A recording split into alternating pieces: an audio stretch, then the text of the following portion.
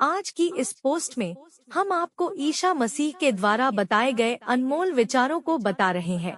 यहाँ पर आपके पढ़ने के लिए कुछ सर्वश्रेष्ठ ईसा मसीह के अनमोल वचन हैं जो कि आपको निश्चित रूप से प्रेरित करेंगे।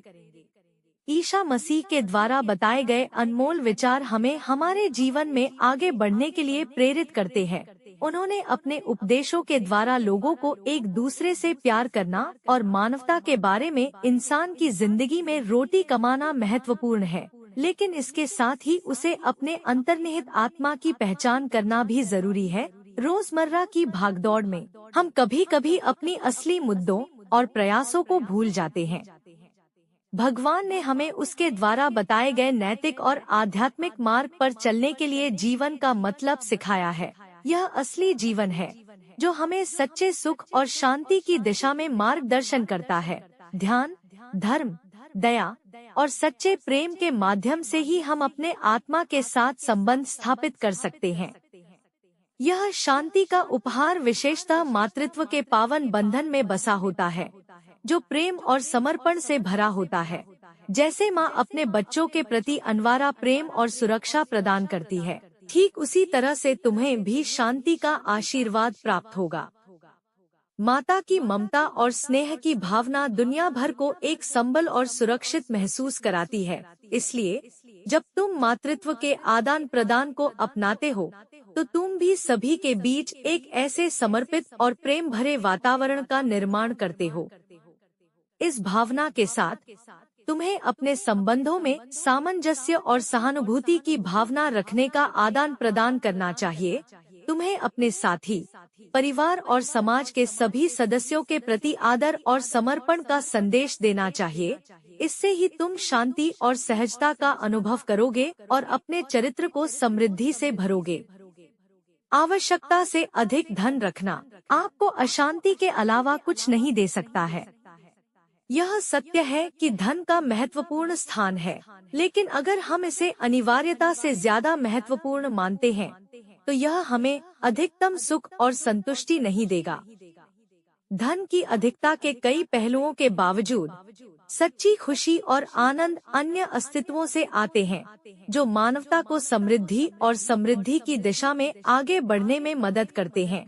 धन केवल एक साधन है और यह जीवन को सुखी बना सकता है, लेकिन यह संपूर्ण खुशी और समृद्धि का कारण नहीं हो सकता। आप आने वाले कल के बारे में सोचकर कभी भी चिंतित मत होना, क्योंकि हर दिन की अपनी परेशानी होती है और वह परेशानी उसी दिन के खत्म होने के साथ चली भी जाती है। जीवन का हर एक दिन एक नई कहानी लेकर आता है और हमें उसमें से सीखना चाहिए। चिंता करने से हम अपने आने वाले कल की सुंदरता और अवसरों को गवा देते हैं। जिस तरह से रात के बाद सुबह आती है और सारे अंधकार को हरा देती है, ठंडक और नई ऊर्जा लेकर, वैसे ही हर एक नया दिन हमें नई आशाएं और संभावनाएं लेकर आता है। चिंता का होना सिर्फ हमें आत्मा को दुखी बनाता है, जबकि प्राकृतिक रूप से हर समस्या का समाधान होता है। हमें अपने सोच को सकारात्मक बनाए रखना चाहिए और आने वाले कल में छुपे अवसरों को देखना चाहिए। जीवन की यात्रा में हमें बड़े परिवर्तनों और समस्याओं का सामना करना पड़ता है, लेकिन इसमें हमें सीख और साहस की भरपूर मात्रा भी मिलती है। एक दृष्टिकोण से सेवा का महत्व समझना हमारे समाज में सामाजिक समरसता और उत्कृष्टता की दिशा में महत्वपूर्ण है। सेवा न केवल एक धार्मिक आदान प्रदान होती है, बल्कि यह एक सही और सशक्त समाज की नींव भी है। यदि हम दूसरों की सेवा करते हैं, तो हम समाज में समर्थन और संबंध की भावना को बढ़ावा देते हैं। इसके माध्यम से हम आपसी समरसता और सामाजिक समृद्धि की कड़ी को मजबूती से जोड़ते हैं। यह हमें एक एकत्रित समाज की ऊर्जा को बढ़ावा देता है, जो समृद्धि और सामरिक समृद्धि की दिशा में अग्रसर हो सकता है। सेवा में स्वार्थ और लालच का त्याग करने से हम अपने मन को शुद्ध रखते हैं और एक ऊंचे दर्जे की आध्यात्मिक स्थिति की ओर बढ़ते हैं। जब हम दूसरों की भलाई के लिए निर्भीक होकर सेवा करते हैं, तो हमारा मन संतुलित और शांत होता है। इससे हम आत्मा के साथ मिलजुल कर जीवन को एक सार्थक और खुशियों भरा अनुभव कर सकते हैं। अगर आप सही होना चाहते हैं, तो अपनी सारी संपत्ति का त्याग करके मेरे शरण में चले आओ, क्योंकि स्वर्ग में तुम्हें खजाना मिलेगा।